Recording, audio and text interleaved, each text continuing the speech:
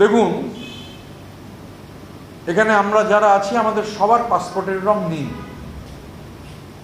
আপনার আমার সবার পাসপোর্টের রং নীল। আমি যখন এমপি ছিলাম তখন প্রথমে 6 বছর আর পরে 15 মাস আমার পাসপোর্টের রং ছিল লাল, ডিপ্লোম্যাটিক পাসপোর্ট। ডিপ্লোম্যাটিক পাসপোর্টের নানান ধরনের সুযোগ সুবিধা থাকে। ডিপ্লোম্যাটিক পাসপোর্ট নিয়েই খেয়াল রাখবেন বিজয় মালিয়া চলে গিয়েছিলেন। ডিপ্লোম্যাটিক পাসপোর্টের নানান ধরনের সুযোগ সুবিধা থাকে। পৃথিবীর অধিকাংশ দেশে তো ভিসাই লাগে না, খুব অল্প কয়েকটি দেশে ভিসা লাগে, এবং আরও নানান ধরনের ডিপ্লোম্যাটিক সুরক্ষা ডিপ্লোম্যাটিক পাসপোর্ট হোল্ডাররা পান। তা ধরুন, ডিপ্লোম্যাটিক পাসপোর্ট নিয়ে এই চার্টার্ড ব্যুরোক্র্যাট, চার্টার্ড মাফিয়া, তিনি তো ডিপ্লোম্যাটিক পাসপোর্ট হোল্ডার।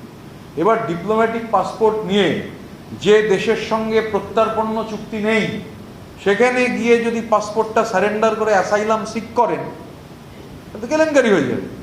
ফিরবে না, পালিয়ে যেতে চাইছে। পালিয়ে যেতে চাইছে বলেই হাইকোর্ট বলে দিল এসএসকেএমে যেতে। ওনার বাড়ি থেকে এসএসকেএম অল্প দূরত্ব, বন্ধ গাড়িতে বেরোলে হ্যাঁ হতে পারে যে এসএসকেএমে কিছুটা হাঁটতে হলে ডিম খাওয়ার ভয় থাকতে পারে, কিন্তু যেহেতু হাইকোর্ট বলেছে তো এসএসকেএমে যাওয়ার কথা। এসএসকেএমে ডাক্তারদের বোর্ডের সামনে গিয়ে হাজির হওয়ার কথা। সেটা না করে উনি চলে গেলেন সুপ্রিম কোর্টে। মহামান্য সুপ্রিম কোর্টের এই আদেশ অত্যন্ত ওয়েলকাম, কারণ উনি পালিয়ে যাওয়ার চেষ্টা করছেন। আর ডিপ্লোম্যাটিক পাসপোর্ট হোল্ডার কোনোভাবে বেরোতে পারলে, এবং পৃথিবীর বহু দেশ রয়েছে যে দেশের সঙ্গে ভারতবর্ষের প্রত্যর্পণ চুক্তি নেই, সেফ হ্যাভেন হয়ে যাবে। উনি তো পালিয়ে যেতে চাইছেন, এটা তো লাউড অ্যান্ড ক্লিয়ার। সেই জন্য সুপ্রিম কোর্টে গেছিলেন। সুপ্রিম কোর্ট বলেছেন, যা শুনলাম, হাইকোর্টে সেখানে আসতে, এবং হাইকোর্ট তো রায় দিয়েই রেখেছেন, কোনো অসুবিধার কি আছে।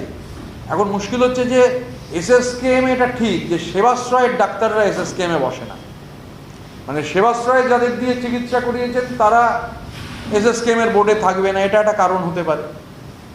আর আমি তো মানে এই যে সেবাশ্রয়, এত লোকের যে ক্ষতি হয়েছে, ওনার তো চোখের চিকিৎসা সেবাশ্রয় করিয়ে নেওয়া উচিত। উনি তো জনগণের নেতা, জনপ্রতিনিধি। জনগণকে পথে বসিয়ে তারপর উনি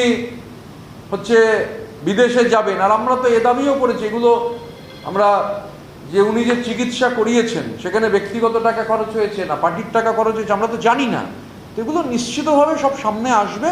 তবে সুপ্রিম কোর্ট যে রায় দিয়েছেন সেই রায়কে এই জন্য স্বাগত জানাই, কারণ আমাদের মনে হয় উনি একবার বাইরে যেতে পারলেই পালিয়ে যাবেন।